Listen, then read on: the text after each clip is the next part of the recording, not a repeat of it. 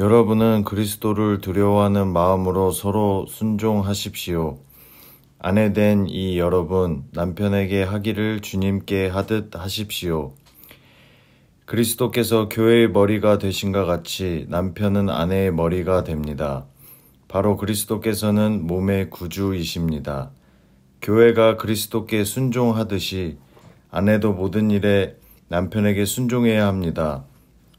남편된 이 여러분, 아내를 사랑하기를 그리스도께서 교회를 사랑하셔서 교회를 위하여 자신을 내주심 같이 하십시오.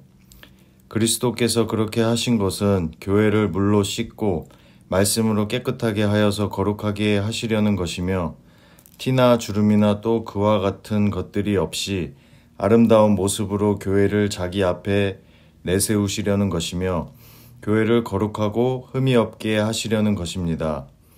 이와 같이 남편도 아내를 자기 몸과 같이 사랑해야 합니다. 자기 아내를 사랑하는 것은 곧 자기를 사랑하는 것입니다. 자기 육신을 미워한 사람은 없습니다. 누구나 자기 육신을 먹여 살리고 돌보기를 그리스도께서 교회를 그렇게 하시듯이 합니다. 우리는 그리스도의 몸의 지체입니다. 그러므로 사람이 부모를 떠나 자기 아내와 합하여 그 둘이 한 몸이 되는 것입니다. 이 비밀은 큽니다. 나는 그리스도와 교회를 두고 이 말을 합니다. 그러므로 여러분도 각각 자기 아내를 자기 몸같이 사랑하고 아내도 자기 남편을 존중하십시오. 아멘. 우리는 왜 에베소서를 읽어야 할까요? 이것을 좀 큰 질문으로 바꾸면 우리는 왜 성경을 읽어야 할까요? 당연히 우리가 성경을 읽는 이유는 많이 있겠지만 그 가운데 하나로 좁혀볼 수 있습니다. 우리가 감히 하나님의 뜻이 이렇다 또는 하나님의 뜻이 저렇다 말하려고 할 때 그 기준이 분명해야 되지 않습니까? 그런데 만약에 그 기준이 분명하지 않으면 다 자기의 마음대로 또는 자기의 생각대로 그렇게 하게 되거든요. 그때 우리에게 가장 객관적인 이 하나님의 뜻을 담은 객관적인 기준이 되는 것이 딱 하나밖에 없습니다. 바로 성경입니다. 성경 외에는 단 하나도 객관적인 기준을 가졌다 이렇게 말할 수 있는 것이 없거든요. 그러니 우리는 성경을 읽어야 합니다. 물론 성경에 대한 해석은 아주 다양하다는 것을 우리는 알 수 있습니다. 하지만 교회의 모든 역사를 통틀어 보면 우리 모두의 시작은 반드시 성경이어야 하고 또 되돌아와야만 하는 바로 그 자리도 성경이라는 사실만큼은 변하지 않습니다. 바로 그 이유가 되겠죠. 여기에는 예외가 없다. 이렇게 결론을 지으시면 좋을 것 같습니다. 우리는 꼭 성경을 읽어야 합니다. 또 제대로 읽어야 합니다. 앞으로 수십 년 우리는 이 성경과 함께 살아가게 될 겁니다. 그러니 성경을 알아야 되지 않습니까? 알려고 하니 성경을 펼쳐야 되겠고요. 이 성경을 펼치는 이 거룩한 도전을 우리는 결코 멈출 수 없는 겁니다. 그래서 우리 로고스 교회가 필요한 거지요. 저는 이 필요성에 대해서 이 땅에 또 이 아틀란타에 이 로고스 교회가 반드시 필요하다는 것에 대해서는 의심의 여지가 없습니다. 우리 다시 질문해 볼까요? 에베소서를 왜 읽어야 할까요? 자, 이 질문에 가장 현실적인 대답을 하는 대목이 오늘 우리가 함께 읽은 에베소서 5장 21절부터 마지막 33절까지의 이야기입니다. 이 부분은 아마도 결혼식에서 많이 사용된 본문 가운데 하나일 겁니다. 또 부부 세미나나 이런 관계 세미나 이런 곳에서 많이 읽혀졌던 그런 성경 구절 가운데 하나이기도 합니다. 당연히 부부에 관한 것, 또 가정에 관한 것 이렇게 읽는다고 해서 문제가 될 수 없습니다. 단 이상한 것도 아니지요. 왜냐하면 내용 그대로 담겨져 있으니까. 그런데 우리가 이 부분을 한번 여러 번 읽어보십시오. 그러고 나면 정말 바울 선생님이 말하고자 한 것이 이것이 아니구나. 부부 또는 가정의 어떤 관계를 말하는 것이 아니구나. 이것을 확실하게 알게 됩니다. 32절 말씀 한번 같이 읽어볼까요? 이 비밀은 큽니다. 나는 그리스도와 교회를 두고 이 말을 합니다. 다시 한번 읽어볼까요? 이 비밀은 큽니다. 나는 그리스도와 교회를 두고 이 말을 합니다. 앞에서부터 길게 이야기하고 마지막 부분까지 이야기하는 이 모든 내용, 이 내용이 무엇이라고 말해주는 겁니까?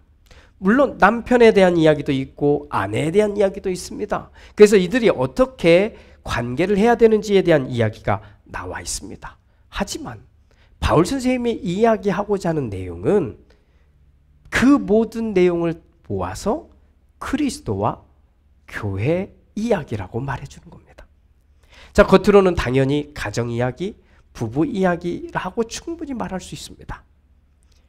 자, 우리가 올 2022년을 시작하며 에베소서의 이 말씀을 우리가 함께 읽어가고 있습니다. 이때 소 제목으로 다른 게 뭡니까?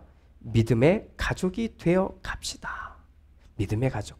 바로 말하면 교회다운 교회 되자는 이야기겠지요. 왜일까요?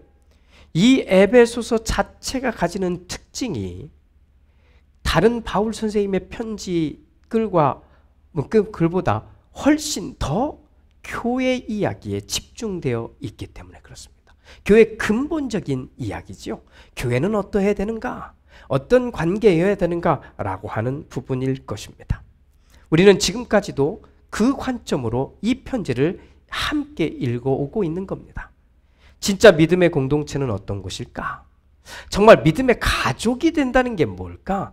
물론 일반적인 가족의 개념 거기에 플러스죠. 믿음이라고 하는 것이 덧붙여진 건데 믿음의 가족이 된다는 게 무엇일까라고 하는 겁니다.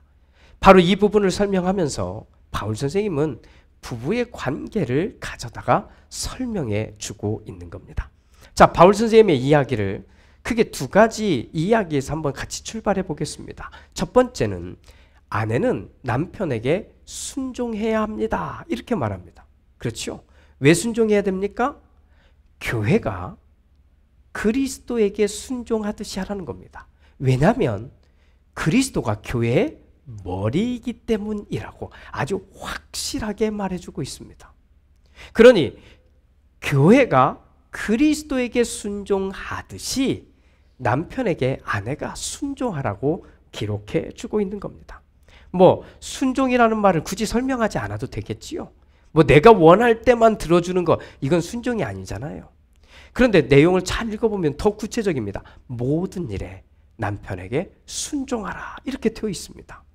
자, 성경 좀 안다는 분들, 또 교회 좀 다녔다고 하는 여자분들, 아내들의 일이 한번 대답해 보십시오.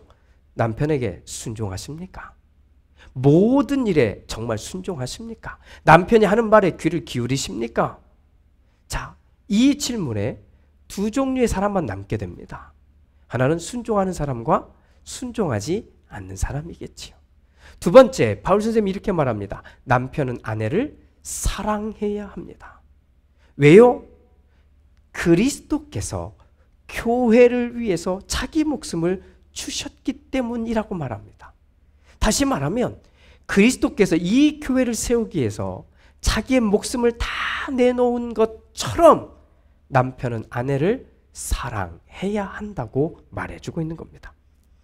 자, 성경 좀 읽었다는 분들, 교회에서 좀 했다고 하는 남편들이요, 아내를 사랑하십니까? 목숨 걸고 사랑하십니까? 정말 내 기분 내키는 대로, 내 마음 내키는 대로 사랑하라는 이야기가 아니잖아요. 목숨 걸고 사랑하라는 거잖아요. 자, 여기에도 두 종류의 사람만 남습니다. 사랑하는 사람과 사랑하지 않는 사람입니다. 자, 바울 선생님은 이렇게 남편과 아내를 이렇게 꺼내 들어서 이야기를 합니다. 두 사람의 관계, 또 가정의 모습, 이것을 이야기합니다만 진짜 바울 선생님이 하고 싶은 이야기는 무엇이라고요? 그리스도와 교회 이야기라는 겁니다. 교회 이야기. 물론 가정도 그러해야 합니다. 정말 남편이 가장입니까?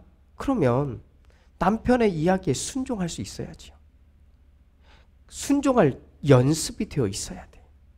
그 말에 순종해야 한다는 거예요. 또 남편은 아내를 사랑해야 된다는 거예요. 자, 이런 가정의 원리가 잘못되거나 이상한 거 아닙니다. 지켜줘야 합니다. 그런데 바울 선생님은 그렇지 않아요. 거기에서 이야기가 끝나지 않는다는 겁니다. 끝나지 않는 거예요. 바울 선생님이 정말 하고 싶은 이야기는 교회 이야기입니다.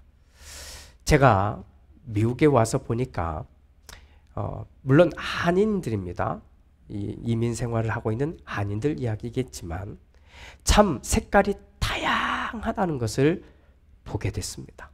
자, 색깔이 다양한 게 뭐가 잘못된 건 아니잖아요. 교회 안에도 정말 다양한 색깔의 사람들이 있더라고요.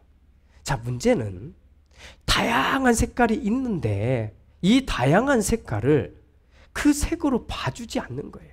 나하고 조금만 색깔이 달라도 이상한 눈으로 보는 겁니다. 뭔가 잘못하고 있는 것처럼 바라보는 그런 시각을 가지고 있더라고요. 좀 넓어지면 좋지 않을까요? 좀 다양할 뿐이잖아요. 물론 심각한 사람들이 있어요. 자기 멋대로인 사람들도 있어요. 자기가 왕인 양 군림하는 사람들도 있어요. 자, 그런 예외적인 사람들을 빼면 우리 다양한 색깔을 다양하게 볼 필요가 있지 않을까, 이런 생각을 해봅니다.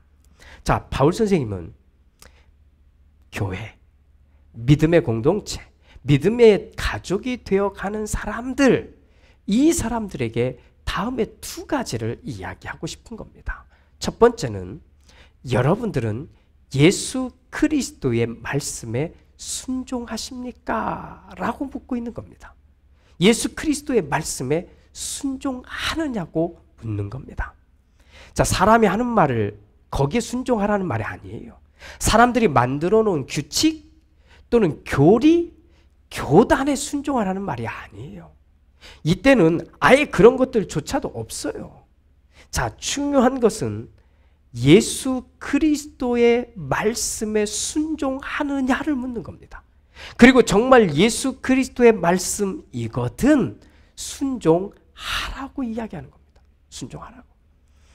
어쩌면 그동안 우리는 예수 그리스도의 말씀에 순종해야 하는데 실은 그 말씀을 잘 몰라요. 읽지도 않고 배우지도 않았으니까 잘 모르니까 그때부터는 무작정 목사님이 하는 얘기는 다 예수 그리스도의 말씀이겠지라고 생각하면서 순종하라고 배우기만 했다고 하는 겁니다. 그래서 사실은 우리가 판단할 능력이 안 생긴 거예요. 없는 거지요. 물론 그렇다고 목사님들의 말에 순종하지도 않잖아요. 우리 솔직히 얘기하면. 목사의 말에도 예수 그리스도의 말씀이 담겨진 말이 있기도 하고 그 목회자의 자기 생각이 담겨진 말이 있기도 합니다.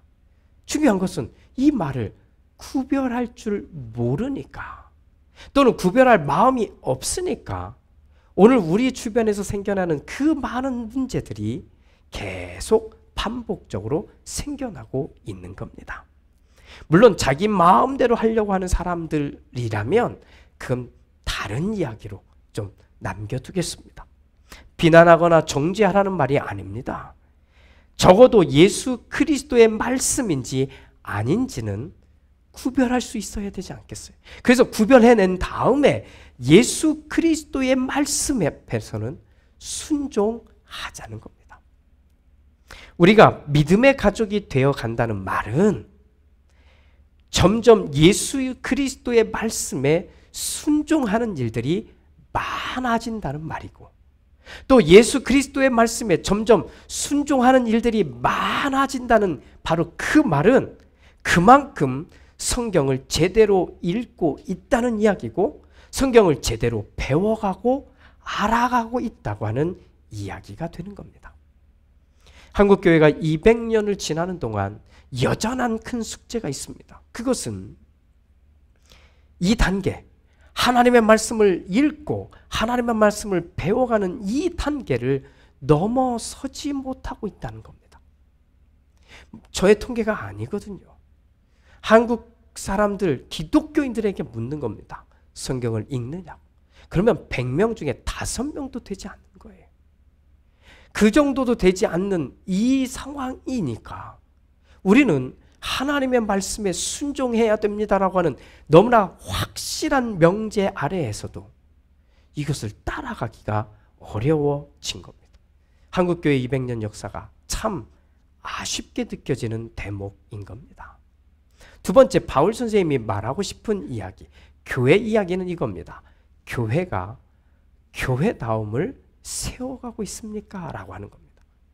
교회가 교회다움을 세워가고 있느냐라고 묻는 겁니다. 교회가 많아지다 보니까 참 좋은 점도 많습니다. 그 옛날 이야기죠. 뭐 저도 어렸을 때 얘기겠지만 그 옛날에는 교회가 없어요, 별로. 그래서 정말 교회가 이 동네에 없으니까 교회를 찾아 정말 먼 곳까지 가야 했던 그 시절의 이야기도 있었잖아요. 그런데 이제는 교회가 많아도 정말 많아요. 그러다 보니까 생긴 문제겠지요. 교회에 대한 한없는 가벼움이 너무 많아요. 교회를 너무 쉽게 생각합니다. 교회를 너무 가볍게 생각합니다. 교회는 하나님이 세운 곳이라고 감히 말하면서도 교회를 자기 마음대로 또는 자기의 생각대로 몇몇 사람들의 생각대로 막 움직일 수 있다고 하는 이 생각을 하는 거, 이것은 잘못된 모습이겠지요. 잘못된 모습이겠지요. 교회는 교회의 크기와 상관이 없습니다. 교회는 아무리 커도 또는 아무리 작아도 교회를 존중하지 않는 사람들에 의해서 교회는 세워질 수 없는 겁니다. 왜냐하면 교회는 예수님께서 생명을 걸고 낳은 생명이기 때문에, 교회는 예수님께서 목숨 걸고 목숨을 내어주고 얻은 결과물이기 때문입니다. 그래서 교회는 정말 이상한 집단이 아닌 이상 교회는 크고 작은 것에 상관없이 존중받아야 되는 겁니다. 무게가 있는 곳이 되는 겁니다. 그렇다고 교회는 완벽하다, 교회는 거룩하다, 그러니 손도 대지 말라, 이런 말을 하는 것은 아닙니다. 바울 선생님 2절, 25절부터 이렇게 말을 합니다. 남편 된 이 여러분, 아내를 사랑하기를 그리스도께서 교회를 사랑하셔서 교회를 위하여 자신을 내주심 같이 하십시오. 그리스도께서 그렇게 하신 것은 교회를 물로 씻고 말씀으로 깨끗하게 하여서 거룩하게 하시려는 것이며, 티나 주름이나 또 그와 같은 것들이 없이 아름다운 모습으로 교회를 자기 앞에 내세우시려는 것이며, 교회를 거룩하고 흠이 없게 하시려는 것입니다. 라고 말입니다. 그렇습니다. 교회는, 믿음의 가족이 되어가는 교회 공동체는 구원의 은혜를 경험한 사람들이 모여 있는 곳입니다. 그런데 이들이 어디를 따라가냐? 말씀을 따라 깨끗하여지는 겁니다. 말씀을 따라. 그리고 말씀을 따라 그렇게 새롭게 되어서 거룩함에 이르는 곳이 되어야 한다고 말하고 있는 겁니다. 그렇게 그리스도께서는 교회를 교회답게 세우시고 싶은 겁니다. 교회답은 무엇일까요? 교회답다는 게 뭘까요? 교회는 결코 사람이 영광을 받는 곳이어서는 안 됩니다. 교회는 결코 사람이 중심이 돼서는 안 되는 곳입니다. 교회는 반드시 말씀으로 세워지는 곳이어야 합니다. 교회는 반드시 말씀의 열매가 맺어지는 곳이어야 하는 겁니다. 저는 이 기준이 우리 로고스 공동체의 기준이며 모습이어야 한다고 지금까지 계속해서 반복해서 말씀드리고 있는 겁니다. 지금까지 여러분들이 경험한 다양한 교회들의 모습이 잘못됐다고 말하는 게 아닙니다. 헛된 것이라고 말하는 것도 아닙니다. 그러나 여기 로고스 공동체만큼은 그 다양한 경험들을 존중하면서도 다시 시작하는 겁니다. 어디에서부터입니까? 말씀에서부터. 왜요? 어떻게? 자유롭게 하는 겁니다. 왜요? 우리는 적어도 예수님을 믿는다고 말하는 사람들이기 때문입니다. 우리는 하나님을 믿는 사람들이잖아요. 우리는 예수 그리스도의 십자가를 고백하는 사람들이잖아요. 그러니까 여기서부터 시작하는 거예요. 여기서부터 출발하는 겁니다. 예전에 내가 아니라 다시 시작하는 겁니다. 말씀부터 하나씩 시작해 보는 겁니다. 자기 자신에게 우리 솔직하게 고백해 보자는 거예요. 말씀을 조금씩 알아가고 있습니까? 그 알아가는 것이 얼마나 크고 행복합니까? 그런데 말씀을 몰라요? 말씀을 아직 잘 이해를 못하겠어요? 괜찮습니다. 시작하면 되거든요. 다시 시작하면 됩니다. 그것은 결코 창피한 일이 아닙니다. 수십 년을 지났어도 하나님의 말씀, 이 말씀을 읽는 것이 쉽지 않는 것이 사실이잖아요. 그런데 다시 시작해 보는 겁니다. 어떤 방법으로요? 자율적으로. 자기가 자원해서 하는 겁니다. 권면이란 이름으로 강요나 그렇게 압박을 해서는 안 됩니다. 자원해야 합니다. 하나님께서 이곳에, 이 아틀란타에 이 로고스 교회를 세운 특별한 목적은 바로 여기에 있습니다. 그렇게 해보라는 거예요. 그렇게 하나님의 말씀을 앞에 두고 그 하나님이 원하는 그 믿음의 삶을 살려고 하는 우리들이 말씀을 읽다가 보면 자연스럽게 내 안에 하나님이 주시는 것들이 세워지게 될 텐데 이 세워지는 그 마음으로 하나님께 드리며 살자는 거예요. 다시 말씀으로 시작하는 교회입니다. 다른 것들이 문제여서 그런 말을 하는 거 아니에요. 다른 것들을 하면 안 되니까 그런 것 아닙니다. 중요한 건 그렇게 하는 교회 공동체들은 주변에 많이 있잖아요. 이미 우리 주변에 많아요. 그런 역할은 그런 분들과 그 교회들에게 맡깁시다. 그리고 우리는 우리가 해야 될 역할을 하자고요. 우리가 해야 될 역할. 우리 로고스 공동체는 구원의 은혜를 경험한 사람들이 모여 있는 곳입니다. 물론 앞으로는 구원의 은혜를 경험할 사람들이 올 수도 있어요. 그러나 우리는 적어도 구원의 은혜를 경험한 사람들이 모여 있잖아요. 그런 우리들은 이제 말씀으로 깨끗하여지는 이 과정을 지나가고 있는 거예요. 그러니까 우리는 매주일 또는 매일 하나님의 말씀을 읽으며 마치 샤워하듯이 목욕하듯이 지나가는 겁니다. 말씀으로 깨끗하게 세워지는 거예요. 그리고는 그 말씀이 나를 움직이는 대로 하나님이 원하는 이 믿음의 삶을 살아가는 겁니다. 성경을 좀 몰라도 괜찮아요. 다시 해보자고요. 우리 공동체는 그게 부끄러운 게 아닙니다. 오히려 부끄러운 건 내가 뭔가 아는 것처럼, 내가 뭔가 할 수 있는 것처럼 이렇게 그런 모습으로 있는 것이 오히려 우리 공동체는 부끄러운 일이 될 것입니다. 모든 것의 출발은 성경입니다. 뛰어야 하는 이유가 있어도 그것이 성경적이어야 하고 멈춰야 되는 이유가 있어도 그 또한 성경적이어야 합니다. 기다려야 하는 이유도 성경이어야 하고 또 돌아서서 보듬고 기다려주고 함께 가야 하는 이유가 있어도 그것은 성경이어야 합니다. 성경을 함께 읽읍시다. 성경을 함께 나눕시다. 성경을 함께 배워가면 됩니다. 그렇게 하나님의 말씀의 정신, 예수 그리스도의 말씀의 정신을 가지고 오늘 또 우리에게 주어진 이 삶을 함께 살아내야 합니다.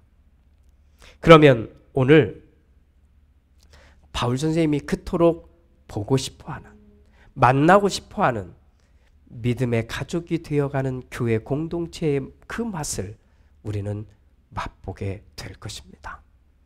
저는 여러분들 덕분에 기대합니다. 우리는 결코 교회를 가볍게 생각하지 않습니다. 교회가 작다고 해서 몇 사람에 의해서 움직여지는, 이렇게 저렇게 할 수 있는 공동체가 아닙니다. 우리는 반드시 성경에서 출발합니다. 생명의 말씀인 성경을 읽는 사람들, 생명의 말씀인 성경을 먹는 사람들, 그리고 말씀의 정신을 따라 오늘 또 나에게 주어진 삶을 살아내려고 애쓰는 사람들, 이 사람들이 모여있는 이 로고스 공동체, 이 공동체는 이 땅에 꼭 필요한 믿음의 공동체요, 신앙의 공동체입니다. 할렐루야. 기도합니다. 주님, 바울 선생님은 절절한 마음을 가지고 에베소에 있는 교인들에게 편지를 씁니다. 그러면서 바울 선생님은 점점 함께 그려가고 싶은 교회를 보여주고 있습니다. 한 가정이 남편과 아내의 관계 속에 건강하게 지낼 수 있듯이 교회 또한 하나님의 말씀에 순종하는 사람들, 또 교회가 하나님이 세우신 것, 예수 그리스도의 생명으로 세우신 것임을 알고 존중하는 사람들, 또 그렇게 교회다운 교회를 세워가기 위해서 자신의 삶을 드리는 사람들, 이 사람들의 이야기임을 오늘 바울 선생님은 절절히 소개해주고 있습니다. 주님, 이 글을 읽은 에베소의 교인들이 교회를 꿈꾸어 갔듯이 주님, 오늘 이 땅 아틀란타에서 이 로고스 공동체를 통하여 함께하는 우리가 이 꿈을 가지게 하여 주옵소서. 모든 것의 출발이 말씀이게 하옵소서. 또 되돌아와 다시 점검해야 하는 그 자리에서도 말씀을 보게 하옵소서. 말씀으로 깨끗하여지는 놀라운 은혜를 경험하는, 매일매일 우리에게 주어진 이 삶의 경험과 은혜를 나눌 수 있는 우리 모두가 되게 하옵소서. 예수님의 이름으로 기도드립니다. 아멘.